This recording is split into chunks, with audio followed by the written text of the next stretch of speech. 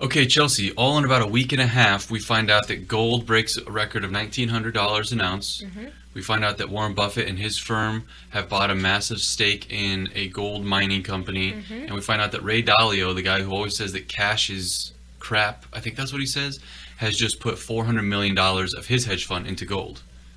What do you think? What What's does with that, gold? well, what's that tell you? I need to get some gold. Yeah?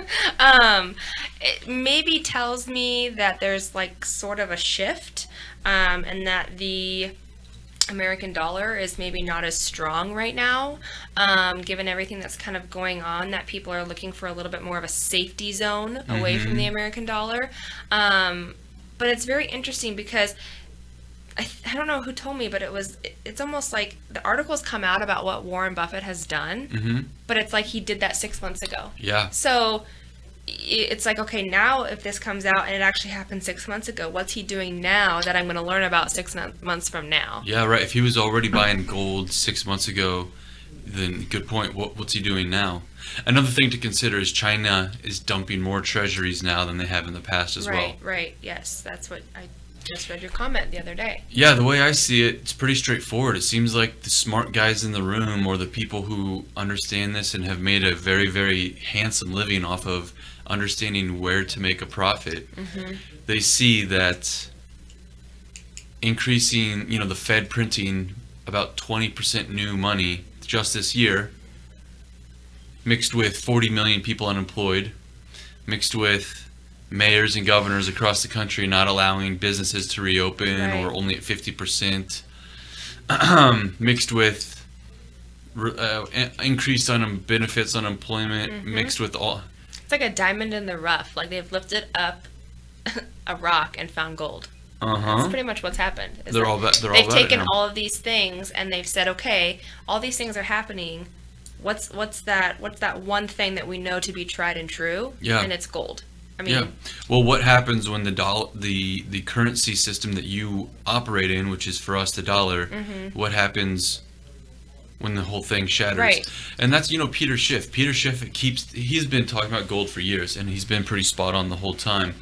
But he talks about, for his clients, he is investing in precious metals and companies around the globe that do not operate in the US dollar. So now I don't know, but this is just an example. Maybe an Indian company that does primarily just Indian rupees, right, okay. for the exact purpose that Peter Schiff is convinced that the dollar will absolutely crash. He doesn't know how bad, but he knows he says it's going to be very bad. And he says that's why at his firm, it's either precious metals or owning stocks in companies that do not deal primarily in US dollars. So I don't know my history that well, but has the American dollar ever crashed like what he's predicting before? Not like this. So it's really unprecedented and people really aren't going to know what to do when it happens.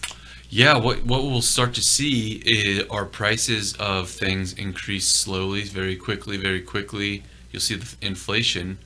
Just from like consumer goods, like Yeah. a gallon of milk is going to inflate to like $10. Well, okay, so it depends. There's so many different little dominoes, the small dominoes working their way up to the big ones, but you're going to start to see a lot of corporate debt default. You'll see a lot of bonds Okay. become essentially worthless. Right now we're seeing bonds being pinched so much that, say, the Illinois teacher pension has to get a certain return. So they can't get that in bonds because of all of this, because of Right. the inflation. So they're Right. going into more stocks. They're willing to take more risk. Well, all of this more inflation is just catching up with them eventually. We already know that these companies are far more higher value than they really should be, right? Potentially. So if this keeps building up and keeps building up, and these small dominoes start falling, mixed with groups like China dumping the treasury and no one buying more of our treasuries, then we're just going to eventually have so much US dollars on our hands that you're going to see that, like you mentioned a moment ago, the prices of everything, poof, just shoot up. But I mean, we'll see, because there are a lot of tools in the toolbox to try to prevent that. However, it seems, in my opinion, that we've kind of used almost every single tool Yeah. except for what the Fed's been doing, which is just print more money. Right.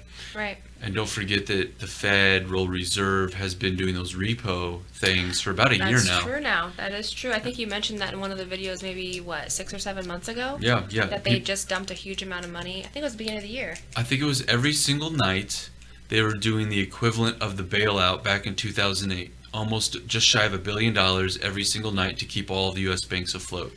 That's so insane. Right. So yeah, it'll be an interesting time. I have no clue what this means. Well, I mean, I do. I think we do know what We this have means. a general understanding of what could happen, possibly the worst of the worst. Obviously, we don't want that to happen. I mean, I always thought that the value of the dollar was extraordinary and that everybody wanted to have, when you go to Mexico or on vacation and like on my honeymoon, I gave them $1 or $2 or $3 when we were at dinner or for like a taxi or something, and Yeah. they loved it because obviously the peso versus the dollar is more valuable. But Yeah. I don't know if something like that where people are going on vacation, let's say we try giving the taxi driver a tip in American dollars, and they're like, no, I don't want that. Yeah, no, that's very possible. You know? Now to be fair, there's not a single currency in the world that's backed by gold anymore. So Okay. I have a feeling that if this whole currency crisis happens in the U.S., I don't know how the rest of the world doesn't also follow in some amount of a currency crisis. Do you think every single currency is based on US dollar? Well, not necessarily, but they all have a very similar central banking strategy that they've been trying for the last 10 years now, which is just print. You get a car. You get a car. Yeah, You get yeah, a car. yeah, absolutely. And I mean, they're all doing the same thing. They're all printing money, giving it to the banks, and the banks are using that money to either lend it or, which happening a lot, which a lot of people don't realize, is just buy more U.S. stocks. Yeah.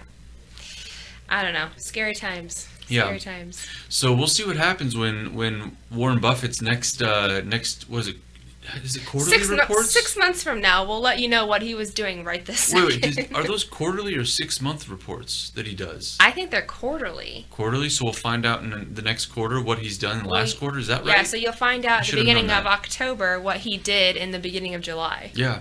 So anyway, you guys, something suspect is going on. Warren Buffett's all about gold now, which he hadn't been in the past. Ray Dalio's all about gold now. China's dumping treasuries.